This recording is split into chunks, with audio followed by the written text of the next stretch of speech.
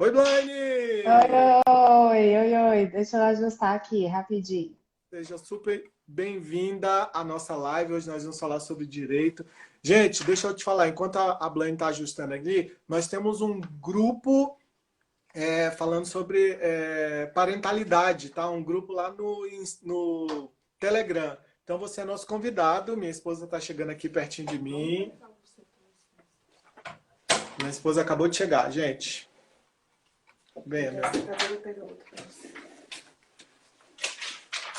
E aí, pessoal? Eu Oi, estava aqui. oi. Ei, amiga, boa noite. Bom Boa estar com você. noite, boa noite. Falei para ele que meu cenário é mais ou Aham. menos o dele, eu queria ficar lá no meu. Gente, olha o tanto que eu tô cheio que eu fiz camisa agora do pai que tem de pai também, olha isso. Ah, meu Deus. Tá até uniformizado agora. É, Tá de uniforme. Muito bom, muito bom. Vocês são pois é, gente, sensacionais. seja bem-vindo então. E aí, Blaine, tá ok aí? Tudo certinho? Tudo ok. Hoje nós vamos falar sobre direito, né? E nós já queria entrar. Hoje eu queria dizer para você que a gente tem um assunto super importante, porque muitas vezes a gente não sabe quais os nossos direitos, e muitas vezes a gente não recebe o melhor em todos os aspectos, exatamente porque a gente não sabe o que é nosso direito. Né? Então hoje a Blaine vai esclarecer alguns pontos aqui. Nós vamos falar sobre a questão da saúde. Quem é que lembra daquele assunto dessa menina aí que estava pedindo na justiça o direito de fazer um procedimento aqui em Brasília? Então isso faz parte dos direitos das crianças e dos adolescentes. Você sabia disso? Que toda criança tem direito à saúde, toda criança tem direito à educação, à proteção, tem direito à alimentação e tem direito, sabe o que mais? Brincar. Isso mesmo. Toda criança, isso é um direito por lei. Por lei, isso é um direito das crianças. Então, gente, nós queremos aqui falar sobre isso. E antes da gente entrar nesse assunto, eu queria que a Blaine se apresentasse aí. Nossa amiga advogada. Cara, que prazer receber você aqui, Blaine. Vou tentar O aqui. prazer é todo meu. Mais uma vez, obrigada pelo convite. Fiquei muito lisonjeada de poder vir trazer esse assunto aqui, que é tão importante e tão pouco debatido, né? Não é todo mundo que costuma falar sobre os direitos das crianças e dos adolescentes. É verdade. Eu sou especialista, na verdade, em direito empresarial e Uhum. em negócios internacionais, É. mas como é que fala, a experiência aí me trouxe também um pouco de conhecimento nessa área específica do direito das crianças e dos adolescentes e É. vim colaborar da melhor forma possível. Com certeza, com certeza. Ei, ô Blaine, antes assim, eu queria que você falasse para mim, para dar uma geralzona no que é o direito de família. Para que serve esse direito de família? Né? Porque às vezes as pessoas acham que quando a gente fala direito de família, a primeira, ó, tem uma pergunta aí. Não, não é pergunta, Não. não. As pessoas, a primeira coisa que a pessoa fala quando fala de direito de família, a pessoa já pensa em divórcio, né? Não sei É, se a primeira coisa, quando a pessoa fala, direito de família, quem está separando? E não é quem só está isso. separado? Não é só isso, É, né? Então, eu queria que você desse uma pincelada aí sobre direito de família e depois a gente vai para o assunto específico, falar de crianças e adolescentes. tá. O direito de família ele é um ramo específico dentro do direito civil e Aham. ele busca tratar organizar, não é organizar, peraí. Ele busca reger as relações inerentes à própria família. Então, dentro do direito de família, vai se tratar de guarda, filiação, dos bens de família, o próprio casamento em si, né, que é onde supostamente se inicia uma família, e tem muitos outros temas dentro do direito de família, não só divórcio, separação, não, tem muita coisa que abrange aí esse ramo tão delicado. Legal, legal. Por exemplo, quando a gente está aí, recebendo uma herança ou quando está participando de um espólio, então tudo isso está aí dentro desse direito de família e você tem seu direito. Eu acho que uma coisa muito importante é você entender qual é o seu direito, até para Com toda saber certeza. você saber cobrar, para você saber falar, de se expressar, porque muitas vezes as pessoas elas sofrem simplesmente porque elas não sabem quais os direitos dela. Então, Por isso que a gente resolveu fazer essa live para trazer luz aí, principalmente no que tange a questão das nossas crianças. Então vamos lá, falar dos direitos e deveres da criança. Só um pouquinho. Às vezes eu abaixo um pouquinho a cabeça aqui, pessoal, mas é porque eu tô respondendo as mensagens e lendo as mensagens. Então, se vocês tiverem perguntas, se vocês quiserem falar alguma coisa, podem digitar aí que eu vou vendo tudo e vou interrompendo eles aqui para conversar junto com vocês. Deixa eu melhorar só a iluminação aqui um pouquinho, gente, só um minuto, que eu tô achando que tá escuro. Ixi, piorou, pera. Ah, tá bom, amiga, tá bom assim. Aqui. Melhorou? Aí, tá bom. Tá Tá ótimo. bom? Tá. Então vamos lá, vamos falar um pouquinho. Tem Hã? um tratado específico, né, Blaine, que fala Tem. só sobre direitos de crianças e adolescentes. Como é que é isso? Sim, sim. O direito da criança e do adolescente, hoje em dia, ele é visto como um ramo autônomo do direito. Ele não está nem dentro do direito de família e nem dentro do direito civil. Ele é regido pelo Estatuto da Criança e do Adolescente, que, É. para nossa surpresa, uma legislação relativamente nova, só tem 30 anos. Quem instituiu ela no Brasil foi o nosso querido ex-presidente Fernando Collor. E, assim, seguindo também várias diretrizes de normativas internacionais, né, como a Declaração Universal dos Direitos da Criança e por aí vai. Se eu estiver falando muito atropelado, me avisa. Não, tranquilo. Não, manda ver. Tranquilo. Ué, eu não sabia, aí essa é nova, eu também não sabia dessa história, que ele era, eu achava que ele estava totalmente ligado dentro do direito lá do direito de família, por isso que eu entrei falando de direito de família. Não, não, ele é assim, a legislação procurou proteger tanto a criança e o adolescente que fez uma normativa separada, exclusiva, entendeu? Com esse intuito de trazer uma proteção para os que são tidos como vulneráveis, né? Como os desamparados, vamos colocar assim. Então, Quando, é um ramo autônomo. quando acontece igual esse caso agora que houve aí dessa consulta para uma criança, e não sei se todo mundo aí tá por dentro disso, mas é uma criança que precisava aqui em Brasília, que ela precisava de uma medicação, de uma cirurgia, e era um negócio assim, absurdamente caro, e Uhum. aí A Kiara, não precisou. é? Esse caso, o Kiara, caso isso, Kiara? Uhum. isso, casa Kiara, isso mesmo. E ela precisou desse procedimento e teve que entrar na justiça para conseguir fazer a cirurgia na rede de saúde. Como é que é isso? Porque a criança ela tem direito, está na legislação que ela tem direito à saúde, sim? Certo? Sim, sim. Sim, a legislação assegura que ela tem direito à saúde, à vida e não só a criança, né? A Constituição Federal protege o ser humano em Aham. si e resguarda o direito à saúde e à vida de todos nós, não só da criança. No caso específico da Kiara, foi muito foi uma comoção social também muito grande, né, envolvida aí, por não Uhum. ter uma outra forma de se resolver, né? Era um custo altíssimo Sim. que nenhuma família com a condição maior que tivesse tem esse dinheiro do dia para a noite para arcar, né, com os custos tão altos de um tratamento. E precisou da intervenção do poder público aí, do poder público do judiciário, no caso, para fazer valer o direito dela.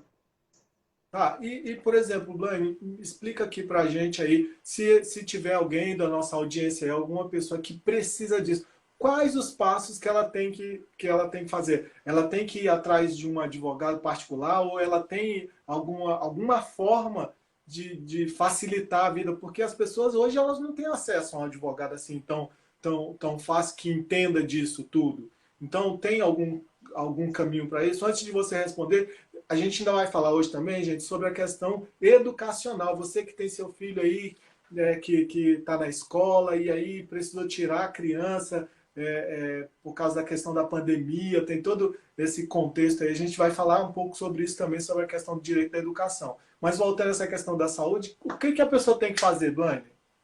Bom, nesse caso, né, em que é necessária a internação ou algum procedimento, até medicação, né, que o governo tem a obrigação de conceder, existem formas, né? Para quem não tem acesso a um advogado especialista, A Defensoria Pública funciona muito bem para isso.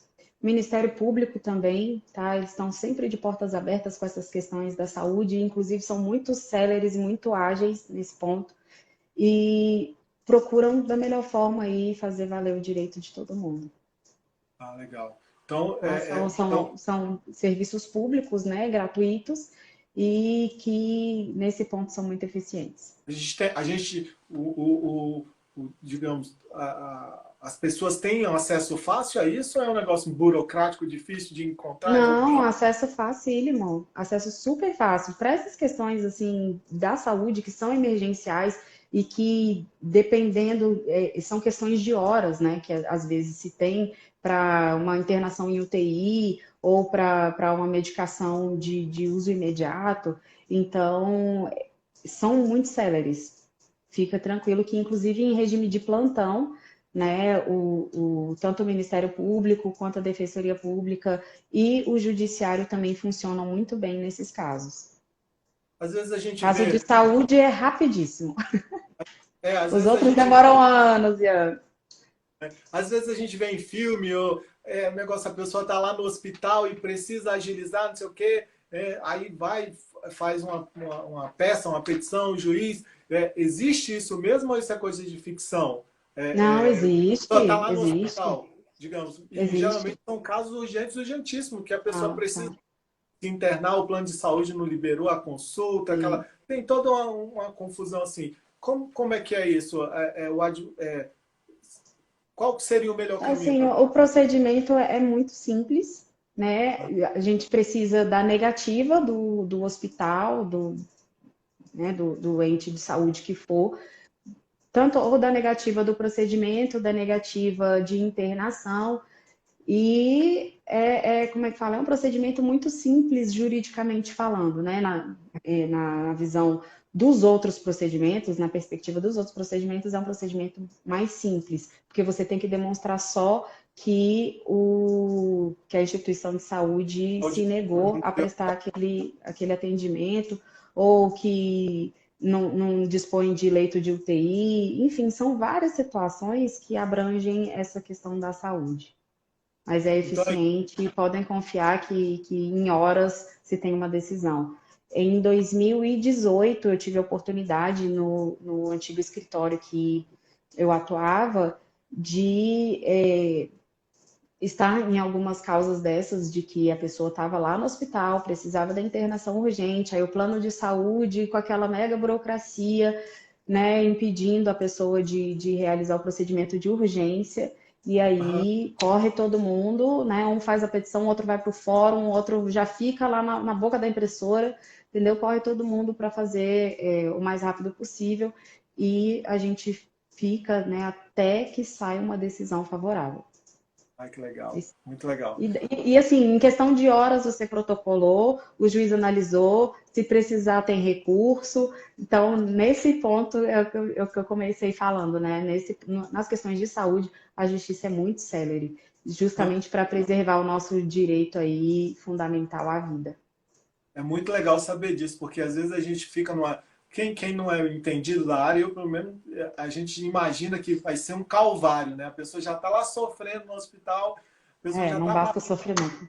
um perrengue, e é bom saber disso, viu, gente? Então, ó, fica a dica aí, que ninguém precisa, mas se você precisar, você sabe que você tem aí uma ajuda, não precisa ficar lá sofrendo, desesperado, pedindo o cheque emprestado, não, tem a lei aí que dá esse Pelo direito. amor de Deus, não peça cheque emprestado, não assine calção no hospital, por É, favor, por favor. uma das primeiras coisas que, assim, que os hospitais eles pedem é isso, né? Não, tem que dar uma garantia aqui. Eu não vou, vai entrar, não, Uhum. tem que dar uma garantia, né? E aí a pessoa tá lá. Assina aqui. Se seu plano não cobrir, você assina aqui que tá tudo certo. Aí já tive também uma situação dessa e foi super difícil reverter. Eu já passei por isso. Meu pai precisava de uma cirurgia e o convênio estava demorando a responder. E aí o médico falou, ele falou assim, não, assina um cheque calção, o médico não, né? A administração do hospital. Uhum. Assina um cheque calção enquanto o convênio autoriza. Qualquer coisa, é, a gente vê o reembolso, alguma coisa assim. E nessas horas, a pessoa ela não está pensando no dinheiro, ela está pensando na família, ela está pensando na saúde, Quer ela está resolver, né? em resolver, exatamente, resolver o problema. Tipo assim, se eu tenho um convênio que eu sei que ele é bom, que eu sei que ele tem que cobrir, independente disso, você vai e assina, e no desespero, entendeu? Então, É. assim, isso não é questão nem de classe social, sabe? Eu acho que isso é uma questão que todos têm que tá se resguardando na lei, né? Quando a gente sabe dos É nossos questão de direitos, conhecimento mesmo, né? a Exatamente, grande maioria conhecimento, sofre, exatamente. sofre e depois fica num perrengue por causa, simplesmente porque ela não tinha um conhecimento que é um direito da criança lá e do adolescente, né? E Isso. Blane, eu acho que a gente conseguiu esclarecer para a nossa audiência aí essa questão da saúde e quando tange na questão de educação. Porque aí a gente entra com outros problemas, principalmente agora nessa pandemia que a gente está aí, né? Aqui em casa o Enzo, a gente tirou ele da escola no Em mês maio. em maio, bem no início. O Enzo só tem Ele tinha só um mês de escola. E aí, a aula O online. impacto não foi grande, né, para ele, de ficar Não, e sem. porque assim, não foi nem por isso, mas assim, a gente até tentou continuar. Mas ele não tinha vínculo com a turma ainda, né? Então, essa falta de vínculo com a turma era muito estressante para ele ficar à frente do computador. Era, era assim, chegou ao ponto de às vezes eu falar assim, teve um dia, eu até postei isso, teve um dia que tinha uma consulta dele com a pediatra, ele é apaixonado pela pediatra dele. Aí eu falei, olha filho, a gente vai ter consulta agora com a doutora Dulce. Ele chama de vovó Dulce. E aí eu falei, com a vovó Dulce. Aí ele falou, é? Eu falei, online. Aí ele virou as costas e saiu andando. Ele falou, ah, tá, Não não quero quero não. nada online. Porque ele já estava tão estressado com o negócio de online que ele ficou revoltado, ele não queria nem fazer a consulta, tadinho. Aí a gente resolveu que isso não seria bom para ele, a gente tirou ele e a Pietra a gente tirou agora, né? Só em que agosto. só que tem aí quando a gente for tirar e aí esse que eu queria ver se você conseguir esclarecer para a gente, tinha uma questão que parece que a criança com 5 ou 6 anos ela tem que Quatro, 4 anos cinco ela anos. tem que estar matriculada na escola. Eu acho que É, então, e vamos aí lá. Ah, e pode aí, falar. aí só que teve muitos pais que ficaram desesperados, porque como assim? Que eu vai voltar às aulas agora e eu vou ter que mandar meu filho, vou mandar meu filho para pegar coronavírus na escola? E agora? O que eu vou fazer? Então, as pessoas ficaram realmente desesperadas. A gente participa de vários grupos de pais. Pô, teve gente que fez assim, moveu céus e terra para resolver, porque não ia deixar os filhos de jeito nenhum voltar. Teve outros falando, não tô nem aí, que me processem, que não sei o quê. Mas a gente sabe que é sério, é uma situação séria essa, e aí a gente Muito precisa sério. estar de acordo com a lei, né? E aí, o que você pode nos esclarecer a respeito disso? Então, a questão do coronavírus, ela é muito peculiar, né? Quais são as diretrizes com relação ao retorno ou não às aulas? Fica a critério de cada pai e cada mãe. Porque Uhum, você, né, o seu filho tem o direito à educação, ok, sim. né? O governo, na medida do possível, está tentando ainda fornecer essa estrutura à distância. Eu tenho visto inúmeras reclamações de que, infelizmente, né, pelo menos aqui no Distrito Federal, o governo não conseguiu adequar com tanta agilidade, com tanta eficiência, a estrutura para as aulas online. Em outros Aham. casos, as famílias não têm condição de manter as crianças online, muitas vezes por não ter equipamento, não ter internet em casa, né? A gente está falando aí de uma população menos favorecida. Então, o debate é muito grande com relação a isso. Qual que é a questão do retorno ou não às aulas? Fica a seu critério. Se você sentir a vontade para que seu filho volte a frequentar as aulas, ok, ele vai dentro das medidas de segurança estipuladas aí pelos órgãos competentes, se não, a escola vai ter que manter uma modalidade de ensino que supra a ausência física, né? Aham. Porque a gente está falando aí de expor uma, uma classe, né? Um grupo de pessoas a Uhum. um vírus que é altamente perigoso. Certo. O que eu estava trocando ideia esses dias com umas amigas é que você pensa, o Enzo tem 3 aninhos, né? 3 aninhos agora. 3 aninhos. Ele vai chegar com a máscara da patrulha canina lá na escola. Aí o amiguinho tá com a máscara como é que fala? Do Homem-Aranha. Nossa, sua máscara é mais legal. Gente, não tem como ter controle com essas crianças. Por favor, né? Meu Deus. Outro dia também, a Júlia, né, já bem maior, já Tirar adolescente, fui levar ela numa dessas festas drive, né, negócio desse, Ah, e elas não conseguem manter o distanciamento de 1,5 m. não consegue mesmo. Pois é, e ela mesma falou, mãe, como que eu vou para a escola desse jeito? O povo não respeita 1,5 m de distância. Você acha que vai respeitar a máscara, que vai respeitar isso, aquilo? Tem um sem noção que a mãe, a tia pegou o Covid, ele não esperou ainda os 15 dias. Então tem uma série de fatores que influenciam aí nessa decisão de retornar ou não às aulas, né? Não é só o direito à educação. Aí vem também o direito à saúde, o direito à vida, está tudo interligado, tudo encaixado no mesmo pacote coronavírus. Mas, isso porque você está falando assim, por exemplo, que você citou aí, você foi até modesta aí na questão da criança com 3 anos, que ela vai querer trocar a máscara. O negócio é a criança de 3 anos querer usar a máscara. Porque assim, a maioria Pois das é, crianças, eu escuto os pais falando, ah, meu filho não quer nem ver a máscara, ah, não, vou botar o face shield, aí você cansou de põe. máscara. Aí ele põe o Enzo mesmo, ele adora o face shield, né? Aí ele põe cinco Ah. minutos depois ele quer arrancar da cara. Por quê? Porque cansa. ô, Gente, ô, vamos combinar, vamos falar a verdade aqui. Pra gente que é adulto, é incômodo chato. usar máscara o tempo Eu todo. fico, Imagina a criança.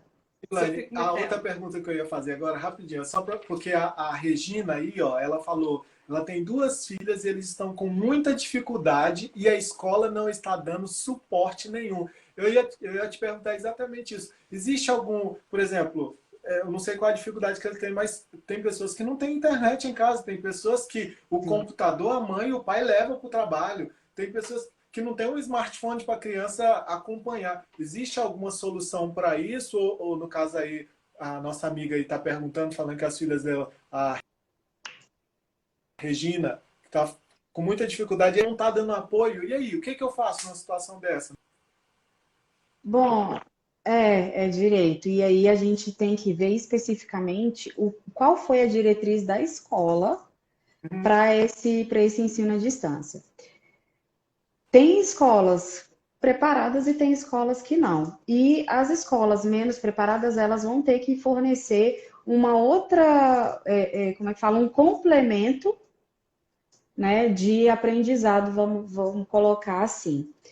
Sei. Eu tive uma dificuldade muito grande com relação a essa adequação também com a Júlia lá em casa, porque, né, já inclusive está grande e teve dificuldade, porque as crianças estão acostumadas com uma modalidade de ensino, né, com ensino Aham. presencial, com o professor falando, os pais também, e de repente todo mundo se viu tendo que adequar do dia para a noite, Uhum. né, é meio complicado mesmo. Então, eu acho que, assim, de uma forma suave para se resolver, eu, né, como eu fiz, eu pedi realmente um apoio da escola. Eu falei, olha, não tá legal assim. O que que a gente pode fazer? Como que a escola pode melhorar? Como que a gente pode providenciar um acesso mais direto ao professor para tentar sanar as dúvidas e os impasses? E Uhum. aí, caso a escola tenha alguma objeção, aí a gente entra com a justiça nesse caso.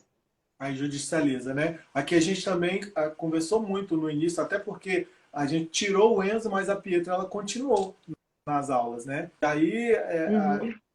ainda bem que a gente tinha uma interlocução até muito com a escola, o Luciano principalmente, conversava sempre com a Cíntia, que é a supervisora lá e tal, e a gente sempre expôs muito. Então eu acho que uma dica legal é que você não fique calado, porque às vezes a gente Não tem uma fica, não fica. a gente às vezes fica meio assim receoso, né, de não falar, não, abre a boca e fala.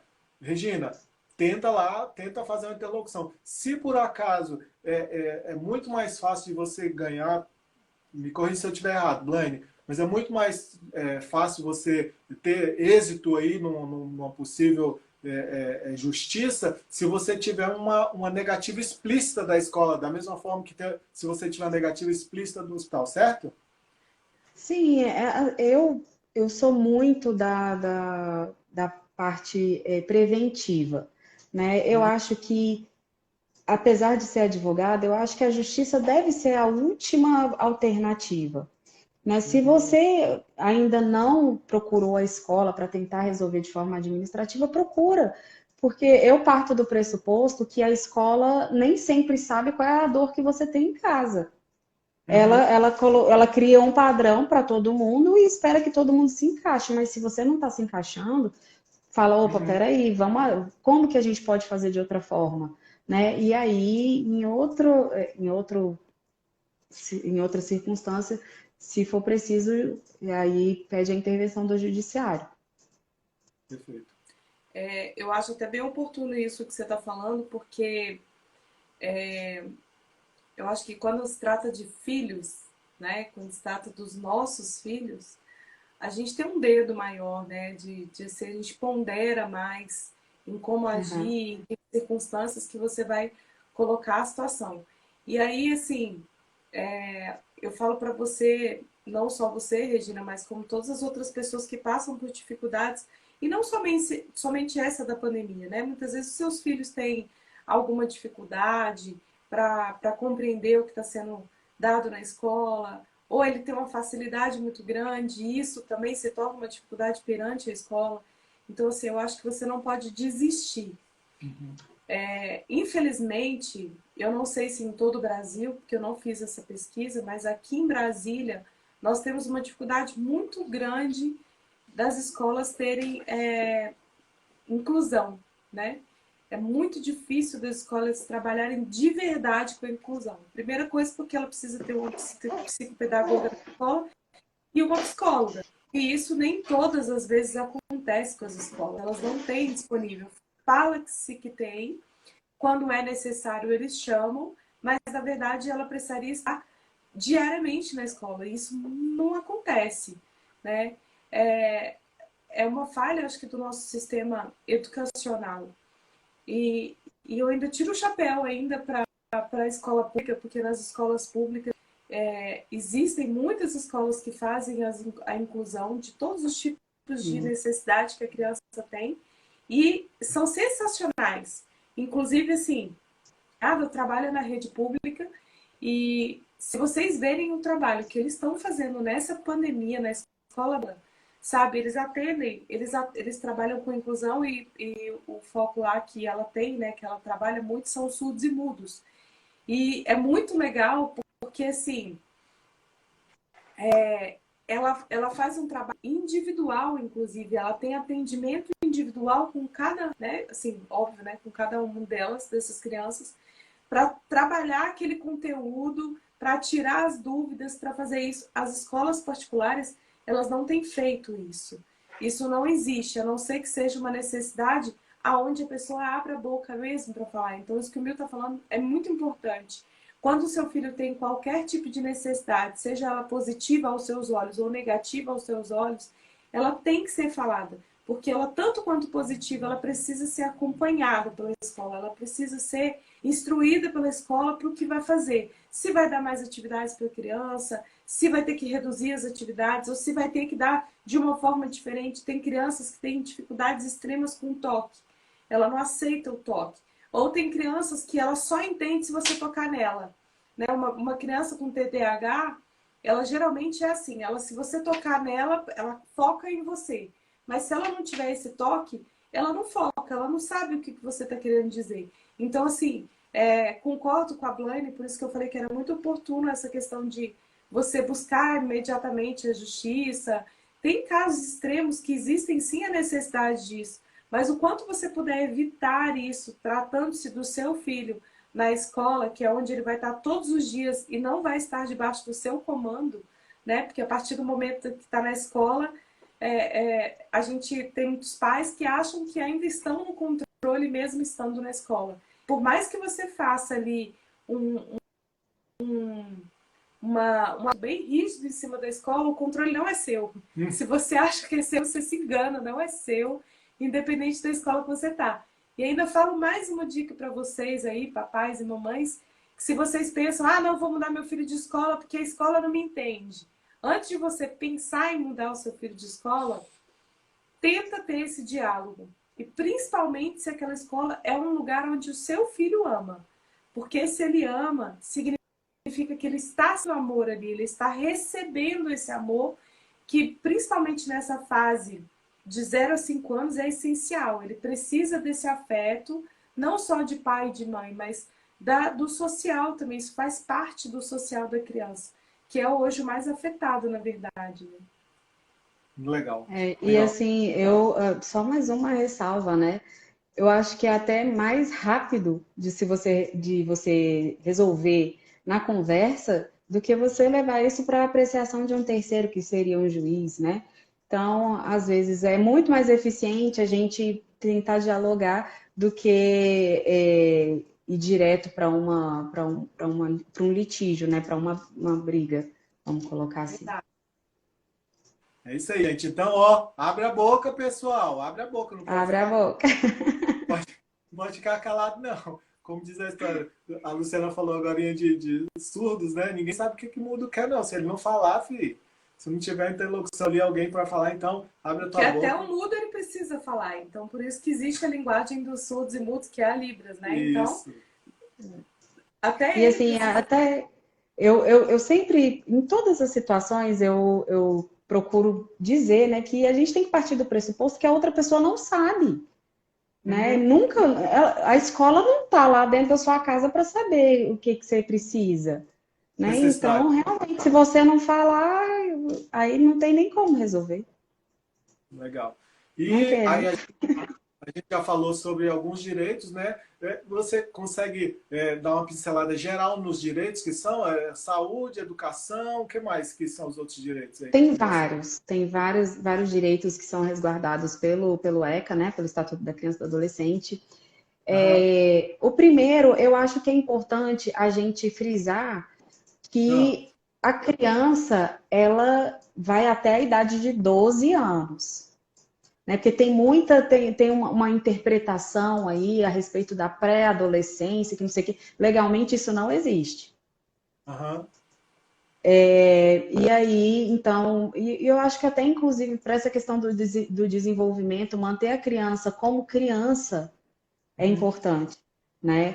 E o Estatuto da Criança e do Adolescente, já seguindo aí um pouco do que determina a Constituição Federal como os direitos básicos e essenciais, né, da criança, ela elenca vários outros, né, o direito à vida, à saúde, à educação, o direito ao respeito, direito à dignidade, direito à cultura, ao lazer, o direito de brincar, o direito à profissionalização, direito à proteção a proteção ao trabalho, que seria aquela parte ali de combater o trabalho infantil.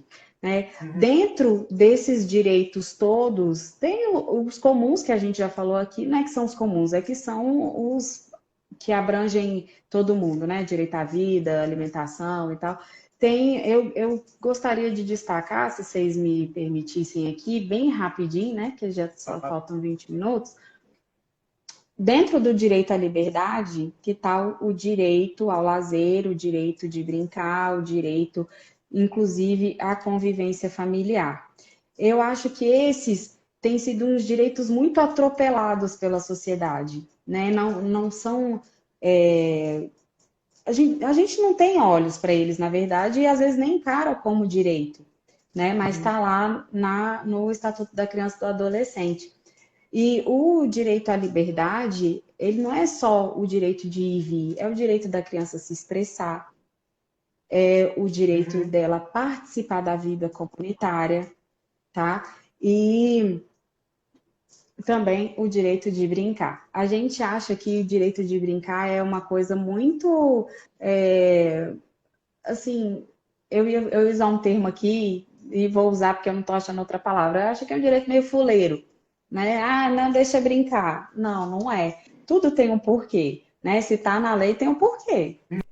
E, assim, o direito de brincar, ele está ligado ao desenvolvimento da criança, que alguns estudos mostram, né? Vocês que são super estudiosos aí das questões cognitivas, motoras e tal, alguns estudos mostram que a brincadeira contribui para o desenvolvimento emocional, social, motor, né? E por isso a lei buscou resguardar esse direito às crianças e aos adolescentes, tá? E não só a nossa legislação prevê como é que fala, já regulamenta o direito de brincar, como também os organismos internacionais no direito, na Declaração dos Direitos da Criança, né, que foi instituído pela ONU, já desde 1959 já existia o direito de brincar, tá? Lá Uhum. na Convenção dos Direitos das Crianças. E só que, infelizmente, né, o nosso governo não tem estrutura para assegurar que toda criança vai brincar, né? Uhum. Inclusive, algumas perdem a infância aí, tendo que ajudar a família, enfim. E Cuidar dos outro, pais cuidar trabalharem. dos irmãos. Ainda mais Exato. Tá Eu acho, cortando. eu acho cuidar das crianças, cuidar dos irmãos, né? Às vezes essa tarefa fica para uma criança de 10, 11 anos, ele tem que ficar cuidando dos irmãos porque o pai e a mãe eles precisam ir trabalhar e os pais não conseguiram uma creche, não conseguiram um lugar para cuidar dessas crianças nesse momento de trabalho, né? É, Em Blanca, tem, eu acho muito legal você estar falando isso, porque a gente do IDPF, eu e a Luciana, a gente tem esse entendimento da importância desse brincar na vida da criança, né? Inclusive, a gente tem um trabalho que a gente desenvolve 12 habilidades das crianças. 12 habilidades, aí você coloca aí a empatia, né, que é a criança, a inteligência emocional, você coloca aí a criança saber lidar com as situações do dia a dia, a comunicação, tudo isso a gente sabe que a criança ela desenvolve isso brincando, né? Com a claro. convivência com o pai, com a mãe ali, vendo como é que o pai lida com as situações, e ela vai aprendendo isso. É exatamente nesse momento da brincadeira. Às vezes a gente fala assim, é, é, vai brincar, menino, como se fosse falar assim, vai brincar para passar o tempo. Não, Isso. não é só isso. A brincadeira é de extrema importância na vida da criança para que ela possa É, desenvolver as habilidades. porque assim, na verdade, hoje, até pegando um gancho aqui do que o Paulo falou aí, ele escreveu uma mensagem aí, já leio ela, mas pegando o gancho dessa mensagem dele, que ele fala que às vezes os pais, vou ler logo para poder entrar no contexto, que tem pai e tem mãe que nem sabe onde o filho estuda, que tem pais que não veem seus filhos, que é um assunto complexo isso. Sim. Tirando a parte jurídica, esse é um outro lado do assunto, né? Que na verdade, assim, esse muitas vezes é uma opção que os pais fazem, né? De agir assim, não, eu preciso sustentar meus filhos, preciso sustentar minha família e tem que trabalhar. Então, acaba permitindo que a história da criança, a vida da criança, ali, principalmente nessa fase da infância, onde a grande maioria dos pais pensam assim, ah, meu filho não entende nada. Eu já vi, nessa pandemia mesmo, teve uma pessoa conversando comigo, não, mas minha filha tem 11 anos, ela não entende nada ainda, não está sentindo nada. Eu, oi? Como assim, 11 anos, não entende nada, né? Mas isso não dá para se julgar a postura do pai, porque um pai e uma mãe não faz isso de propósito, né? Ele realmente acha que ela não entende. Porque é claro que uma criança de 11 anos não entende como ele. Mas na hora, o meu primeiro impulso foi, tipo, como assim? Você pensa assim, né? E aí depois eu refleti e falei, não, peraí, calma aí. Porque assim, quando você tem essa empatia, quando você se coloca no lugar do outro, você começa a ver que às vezes a necessidade fez com que aquela pessoa agisse daquela forma. E às vezes ela nem parou para pensar no que a criança dela entende. Como também muitas vezes acontece de pais que têm filhos por acaso, né? Veio de um relacionamento, aconteceu, a mulher engravidou e aí nasceu-se uma criança. E de repente me tornei pai, me tornei mãe. A gente não nasce pai e mãe. Isso é uma coisa que é fato. Nós nos tornamos pai e mãe. Então nós também temos que aprender a nos tornar pai e mãe. E esse é um dos focos nossos do IDPF, é esse. É ajudar, né, trazer essa transformação nas famílias ao ponto de que elas possam levar esse amor para dentro de casa e começar de dentro para fora. Porque não adianta nada você querer trazer um amor que você conheceu lá fora, se você não vive ele. Então você precisa primeiro experimentar isso, você precisa primeiro colocar isso dentro de você para depois ele ir para fora. E aí eu acho que assim, você se torna pai e mãe e você não tem opção depois que isso acontece. Depois que o bebê chega, você não tem opção de dizer não sou pai, não sou mãe. Ah, tenho sim, eu dei meu filho. Mesmo assim, você continua sendo pai ou mãe. Você pode dar, você pode entregar a criança para algum lugar. De alguma forma, quantas situações, né, de adoção que a gente vê aí, ou de abandono, que isso volta para a pessoa no futuro, né? Quantas vezes a gente vê pais encontrando com os filhos lá na frente e tendo que restaurar essa relação, por mais que não haja convívio, mas precisa ser quebrado aquilo ali para que as pessoas sejam livres. E isso faz todo sentido quando você pensa numa relação familiar. Então, é muito importante isso que o Paulo colocou e que a gente possa olhar. Eu acho que se o ser humano tiver um pouco mais de empatia pelo outro, né, se a gente conseguir olhar para o outro e se colocar no lugar dele, as coisas podem ser bem diferentes. E ao invés da gente trazer a crítica para o coração da pessoa, né, de assim, a gente achar que simplesmente o outro não tem condição de seguir naquilo ali, a gente estender a mão e falar, bom, posso ajudar de alguma forma? Ou então, só tô aqui, ó, se precisar, tô aqui do seu lado. Isso acho que faz toda a diferença também. Com A Camila certeza. tá... Só pegando esse gancho, ô, Lu, que você falou a respeito aí da obrigação um pouco, né, dos pais, inclusive era o direito na sequência que eu ia falar, que é o direito ao convívio familiar. Isso como é que fala? É assegurar da criança e ao adolescente conviver com a família. Então, essa questão, os pais não sabem e etc., ou então um não faz questão, né, nas famílias aí separadas, isso é um direito também da criança e do adolescente. E eu não sei se vocês sabem, mas a nossa Constituição Federal, ela diz que a família é a base. A família é a base da sociedade. E, assim, a gente fazer isso valer, preservar a família em si, preservar o convívio e preservar que a criança e o adolescente tenham um direito a essa convivência para promover o desenvolvimento integral, não é uma percepção que todo mundo tem.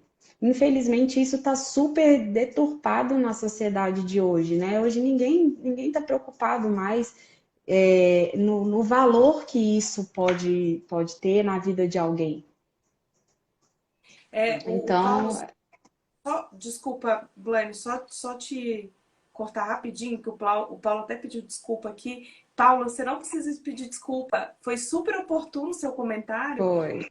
E como julgar, não. Você estava constatando um fato, que tem muitas famílias, muitos pais que não conhecem realmente onde seus filhos estudam, não sabem da história dos seus filhos. Eu estudei num colégio onde tinham crianças que passavam semanas sem ver pai e mãe, porque quem cuidava era o motorista e a empregada, e a babá, e alguém que ficava na casa, cuidava das E crianças. isso ainda existe muito, né? E o pai deixava o dinheiro para poder a criança almoçar e fazer o que quisesse, porque era compensação, né? Ele podia jogar a tarde inteira, podia fazer isso, fazer aquilo. Então, assim, você constatou um fato que é realidade. Então, não se desculpe, não, você está certíssimo. E aproveitando aí, a Camila também colocou várias mensagens bem legais aí sobre a questão das brincadeiras. Impertinente, não dá para eu ler tudo. O Márcio, lê só a última dela aí. A última que ela fala assim, as brincadeiras e as relações socioafetivas na primeira infância são poderosos para alavancar o ensino, formando a criança em disciplinas formais da escola e também em seus relacionamentos. Totalmente isso é muito real. E o Márcio também citou aqui que o nosso tema aqui misturou até com a live da semana passada falando sobre direito sistêmico. E é verdade, quando eu falei da questão da adoção, né, de isso voltar de alguma forma na vida da pessoa. Isso acontece sempre. Sempre, sempre mesmo. Tá, o Paulo está falando aqui na questão das mães analfabetas, como ajudar nas atividades dos filhos. Paulo, infelizmente, ela é limitada, né? Eu vejo dessa forma, ela é limitada e como mãe, ela vai dar o melhor de si. Só que nas atividades escolares, propriamente ditas, eu acho que tem que buscar um outro recurso e buscar um apoio da escola nesse sentido, né? Porque senão a criança vai ficar com um déficit de aprendizagem podendo resolver. Lembrando que é um Né? direito dela, né, em Blaine? É o direito da criança, sim. Isso é extremamente importante, porque às vezes as pessoas elas são menos esclarecidas e aí às vezes ela não consegue ajudar a criança. E aí ela fica assim, eu não vou dar conta de ajudar meu filho, e agora o que vai ser dele? E aí, às vezes, ele deixa que a criança cresça e ela perca uma parte extremamente importante no desenvolvimento dela, porque ela simplesmente não foi lá e falou.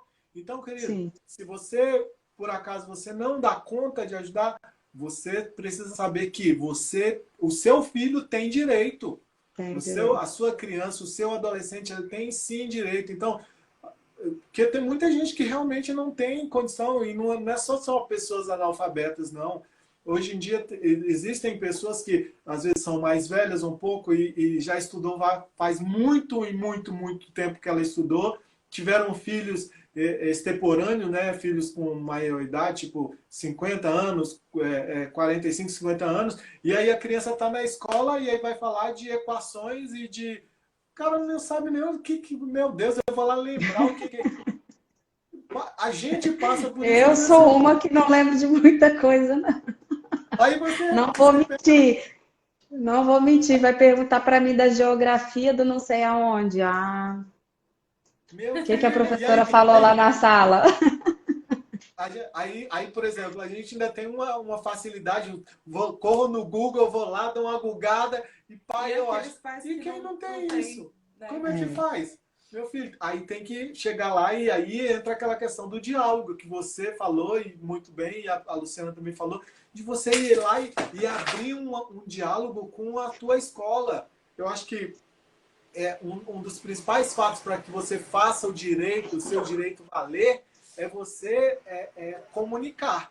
Ponto. Quando você comunica, você vai lá, abre uma linha de diálogo com a diretora, com a supervisora, com a professora e abre a tua boca e fala da tua dificuldade. Olha, eu não estou dando conta, eu não sei, eu não tenho recursos para isso, eu preciso da ajuda de vocês. O meu filho, a minha filha não pode ficar para trás, eu sei que ele tem direito a isso. Então, quando você faz isso, as portas se abrem. Né? Nada que a comunicação não resolva, né, Glória? Com certeza. Eu sou super a favor da comunicação, que é a forma mais eficiente, mais rápida, inclusive, de se resolver, né? E você desafoga o judiciário de uma coisa que poderia ter sido resolvida na fala.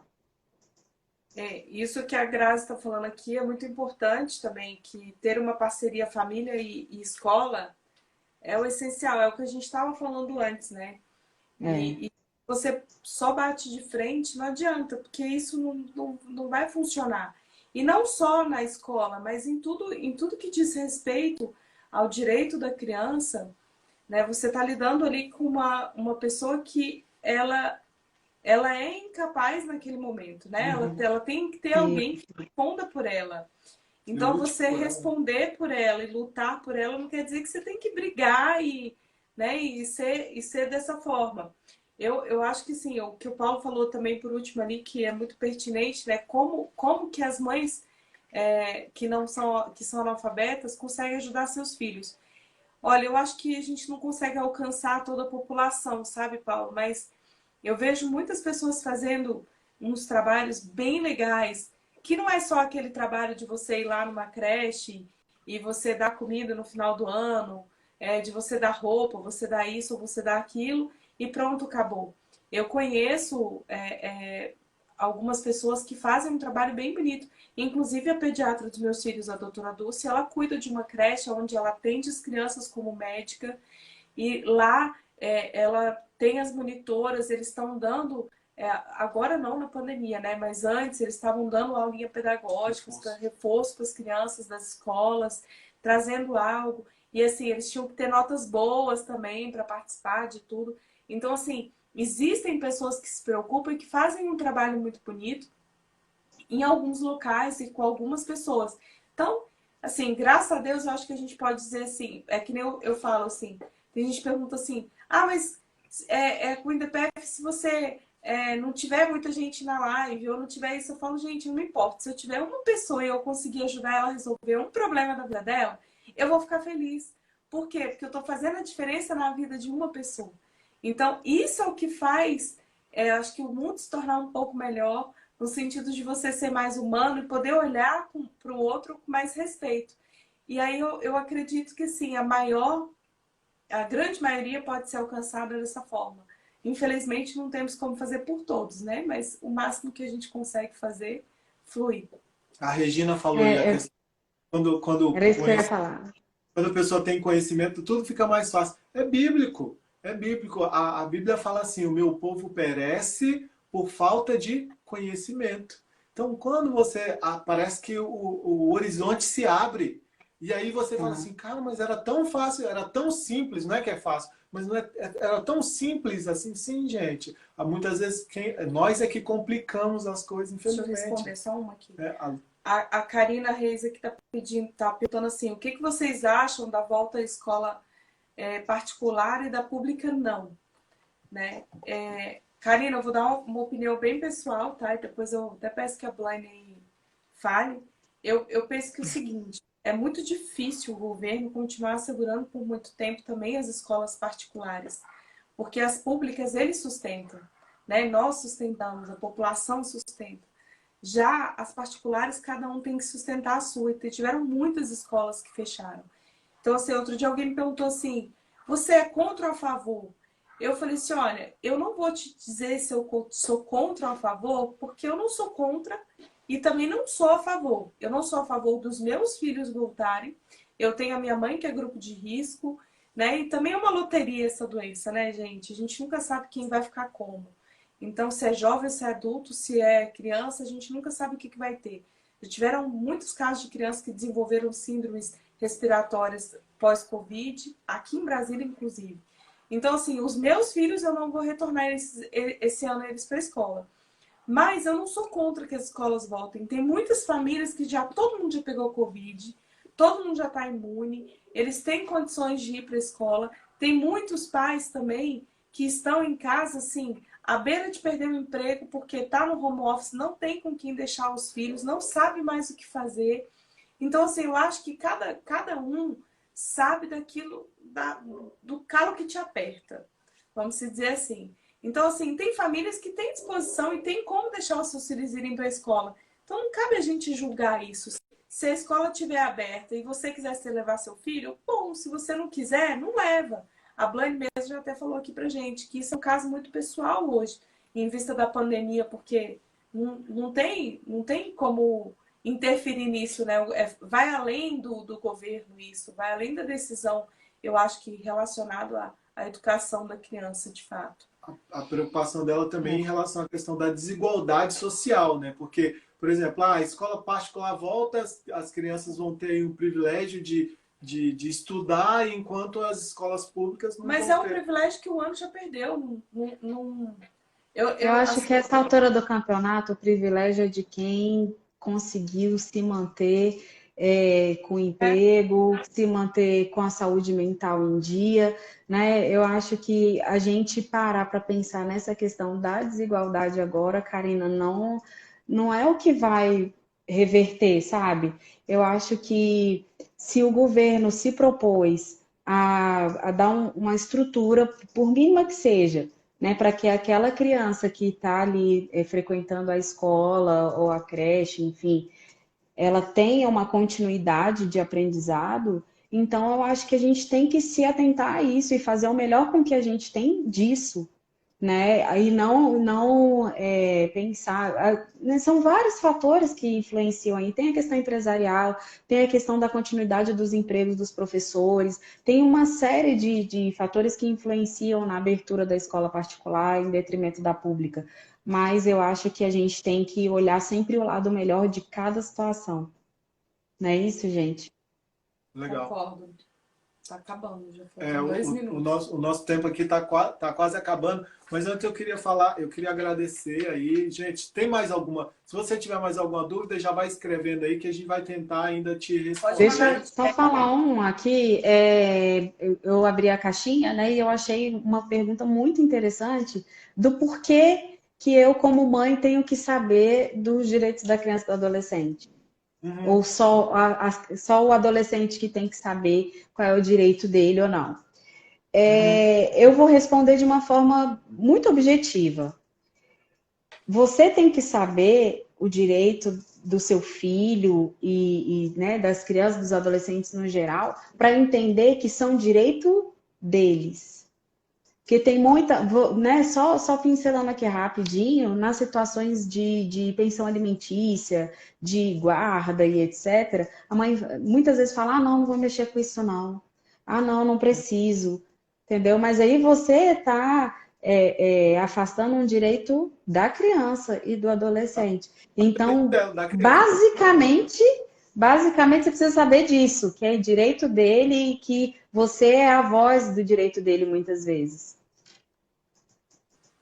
É Legal. verdade. Então, isso a gente tem que inclusive isso é um direito dele saber, né? Então, o fato de você cercear ele, o fato de você deixar ele à parte dessa situação, você já está tolindo um dos direitos dele, que é o direito dele né, de saber. É Então, verdade. Vamos É. sorrir aí, Elaine, que o Márcio vai tirar foto pra gente. Vai tirar a nossa print? Espera aí. Podia coisar os comentários, né? Para minha cara não ficar nos comentários. Viu aí, ó, Júlia, Duda, as adolescentes aqui, ó. Todas vão saber os direitos agora. então, gente, É isso Blane, aí. cara, muito obrigado. Muito obrigado mesmo por cada esclarecimento. Eu acredito que foi assim extremamente rico, porque quando a gente sabe, com certeza as portas se abrem. Muito obrigado, meu amor, por mais essa parceria aí nessa live hoje. Nós estamos muito felizes. Obrigado pela audiência aí, cada um esteve com a gente, as pessoas que comentaram, que participaram. Se você tiver qualquer dúvida e ficou com vergonha de falar, manda lá no direct, segue a Blane aí, a advogada, gente, @a advogada, né? Faz a pergunta aí pra gente, manda no direct, a gente vai ter o maior prazer de tentar te esclarecer, tentar te ajudar. Esse é o nosso papel como pai que de mãe, esse é o nosso papel como nosso Instituto IDPF. E, gente, sejam bem-vindos. Em breve nós vamos lançar aí para vocês aí o nosso seminário de inteligência sistêmica, ok? Em breve, hein? O mais rápido possível você vai ter Muito aí esse bom. seminário de sistêmica, você vai se amarrar e nós estamos lutando aqui para que você tenha os códigos de um êxito familiar. Esse é o nosso desejo aqui, E a meu da próxima Luciana. live? Olha só, gente, a gente vai falar sobre resiliência. Resiliência, que é uma das habilidades que você aprende brincando, que a criança aprende brincando. Então, nós vamos aprender nós vamos te ensinar, te dar o código de como que você ajuda o seu filho a desenvolver resiliência. Então, vem com a gente, hein? Espero que vem às Com a 8h57. doutora Marli Campos. Doutora Marli Campos vai estar Gente, aqui. Pode falar, Blane. muitíssimo obrigada. Só queria agradecer vocês mais uma vez Nossa, pelo convite. Tudo sobre paternidade e maternidade vocês encontram no perfil deles, que eles são super feras, tá? Beijo grande. Obrigada mais uma vez. Obrigada. Quem precisar pode contar comigo, manda direct. É isso Muito aí. obrigada, viu? E vamos contar mais vezes com você Estou à aqui também. disposição de Obrigadão. vocês. Tá Conta sempre tão comigo. prontamente. Beijo, gente. Beijo. Boa noite, Beijo, gente. tchau, tchau. Boa noite.